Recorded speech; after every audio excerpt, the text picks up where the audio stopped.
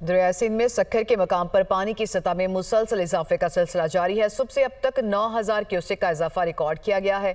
इस मौसम का चौथा सैलाबी रैला गुजर रहा है, मगर इंतजामिया कच्चे के इलाका मकीनों की नकल मकानी कराने में नाकाम नजर आती है। इसी से मुतालिक मजीद मालूमात देंगे नुमाइंदा दुनिया न्यूज आकर रिजवी।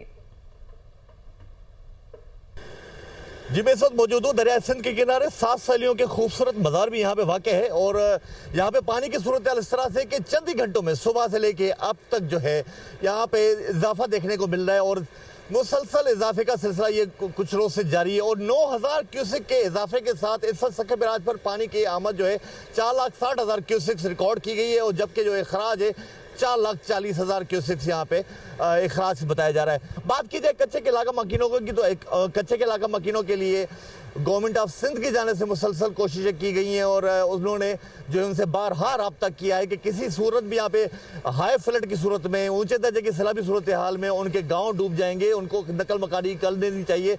मगर अभी तक कच्चे के इलाका मकीन टस से मस नहीं हो रहे, वो अभी तक वहीं पर मौजूद हैं। वो कह रहे हैं कि हमारा गुजर सफ़र पहले भी यही था, अब भी यही। फिर भी इंतजामिया की जाने से यहाँ पे सक्खर में 115 जो है फ्लड रिलीफ कैंप्स जो सरकारी इमारत में जैसे स्कूल्स, हॉस्पिटल जो मुख्तलिफ इमारत हैं उनमें कायम कर दिए गए हैं। अस्पताल में इमरजेंसी नाफिज की गई है, एजुकेशन महकमा इमरजेंसी की हालात में है, तो यहाँ पर तमाम तर इंतजाम पहले से किए जा चुके हैं। बस सिर्फ फ़र्क ये है कि वो अब नकल मकानी का सिलसिला जैसे ही शुरू होगा उनको वहाँ पर फैसिलिटेशन मिल जाएगी। जी।